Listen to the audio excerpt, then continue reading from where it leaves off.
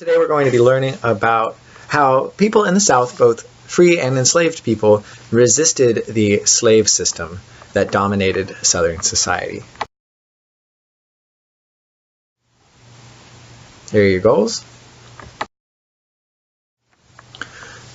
So there were four main ways that people in the South resisted slavery. The first was abolitionism, which we've already talked about a little bit as it existed in the North. And so these were people who pursued legal means to bring about the end of slavery. This was popular especially in the early 1800s in the South, back when people still believed that slavery was wrong and that it should be gotten rid of. But it became less significant in the South as cotton was introduced and slavery became more important to the Southern economy than ever before. Then there was passive resistance, and passive resistance is basically a special term for small acts of daily resistance carried out by slaves against their owners. So it involved stuff like not working super hard, or also like breaking machines, that way you wouldn't have to work. We'll look more at this in a second. Third was escape, and this is where basically slaves tried to run away and escape into the free North, and sometimes they were aided by Northern abolitionists. And then there was rebellion, the most dramatic form of resistance in which slaves rise up to violently resist the slave system. Let's talk first about passive resistance. And so there were many ways that slaves could resist the slave system, but the most common and perhaps the most important form of resistance took place as just a bunch of small daily acts of passive resistance. And so this involved stuff like slacking, basically not working hard. And so how this worked is basically most slaves would work only as hard as they needed to in order to avoid punishment. There's no reason for them to work hard because basically they're just hurting their own backs, making their own muscles sore, but they don't get to keep the product of any of their labor, so there's no reason for them to work harder than they have to. And so this limits the productivity of slavery and makes slavery less profitable than it would be otherwise. One interesting aspect of this is it leads to a false racial stereotype in the South about the laziness of African Americans, because the white plantation owners see their slaves avoiding work, and so they think that it's just because that their slaves are lazy. But obviously the real reason is there's no reason for slaves to work hard because they don't get to keep anything that they make. Second was theft. And so basically how this worked is it was pretty common for slaves on southern plantations to secretly keep a portion of all the stuff that they produced. So cooks, for example, would sometimes keep a lot of the food that they made in the kitchen. Craftsmen would keep some of the stuff they made in workshops for themselves. And this was important because it helped to improve the lives of enslaved African Americans.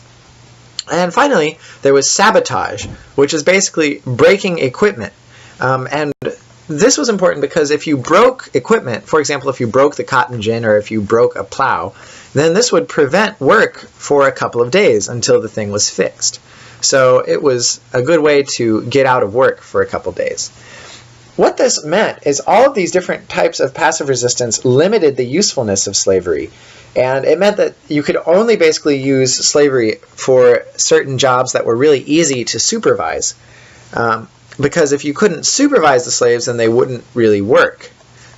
And what this did in turn is it limited the spread and the profitability of slavery. So if it wasn't for these small acts of passive resistance, slavery might have spread even further than it did in the 1800s. Another method of resistance was running away, escaping from the South. And so this was, for a while, one of the best hopes for many enslaved African Americans is escaping to the free North or even to Canada where slavery didn't exist. But even though this was an important idea for many slaves, it really didn't happen for very many of them. There was only about 1,000 successful escapes every year, and this equals about 0.025% of the entire enslaved population. So it's really a pretty small percent of slaves that ever actually managed to escape. And of course, the consequences for a failed escape were terrible. This could involve stuff like maiming or whipping or stuff like that. One important thing that helped with escaping to the north was the system called the Underground Railroad. And so the Underground Railroad was set up by northern and southern abolitionists to help runaways. And how it worked is there were people who would go down to the south, known as conductors, who would help to lead runaways through a series of safe houses, that is, places where they could rest and avoid detection. And the route would end eventually in the free north, where these people could then become free and find real jobs and stuff like that. The most famous member of the Underground Railroad was Harriet Tubman, aka Moses, because she led her people to freedom. And she was responsible for 300 successful escapes. And so one important thing that happened because of the Underground Railroad was that this hurt the relationship between the North and the South. Southerners saw Northern support for runaways as an insult and an attack upon the Southern way of life. So even though there weren't really very many successful escapes every year, the ones that did happen really hurt the feelings of the South and hurt the relationship between the North and the South. In a response to this, the South demands fugitive slave laws. And what these laws do is they require the North to return runaway slaves. But many people in the North continue to resist these laws and to continue to help slaves anyway. And perhaps the most dramatic form of resistance was rebellion. So rebellion is basically a violent uprising against the slave system. And there were two really famous rebellions in the 1800s. The first was Gabriel's Rebellion, which we've already talked about just a little bit. But so back in 1800, so pretty early on in American history, this guy Gabriel, who was a blacksmith, an enslaved blacksmith, planned to unite a bunch of slaves together and to march with them with an army of about 1,000 slaves to capture the capital of Virginia and to force the state to end slavery. But the plan was delayed because of heavy rains, and then it was eventually discovered by a slave owner who began to suspect activity and to interrogate some of his slaves. And what this meant is he called up the militia, and the militia was able to put down the rebellion before it ever really began, and Gabriel and his supporters were hanged. Another rebellion that got a little bit further happened in 1831, and this was Nat Turner's Rebellion. And so in Nat Turner's Rebellion, a group of rebels led by Nat Turner traveled from plantation to plantation, slaughtering all the white people that they encountered, and then freeing the slaves there. And as they went from plantation to plantation, they got more supporters and captured guns and horses and stuff, and the rebellion grew stronger. But after a few days, a white militia was called up, and they were able to attack and defeat the rebels, and this ended the rebellion. All the participants of the rebellion were killed. A lot of black people who were not involved with the rebellion at all were also murdered by the white militia, who was just kind of freaking out at this point. And on top of this, these rebellions freaked out the white Southern population. They grew afraid because they were living among millions of black people, and these rebellions scared them because they thought that if all these millions of black people rose up simultaneously, it would mean massive death in the South. And so what the white population of the South does after these rebellions is they pass laws restricting the freedom both of enslaved African Americans but also free African Americans, which is pretty strange.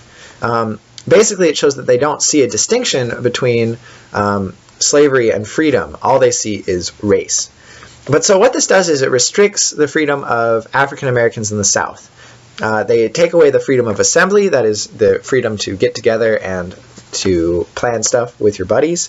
It takes away the freedom of education. You're basically not allowed to learn to read or write. No weapons. The right to bear arms was infringed upon.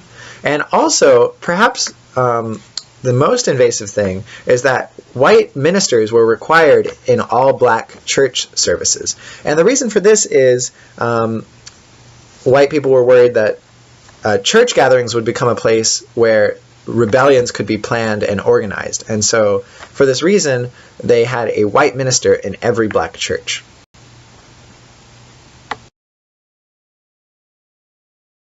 All right, so those are the 4 ways that people resisted in the South.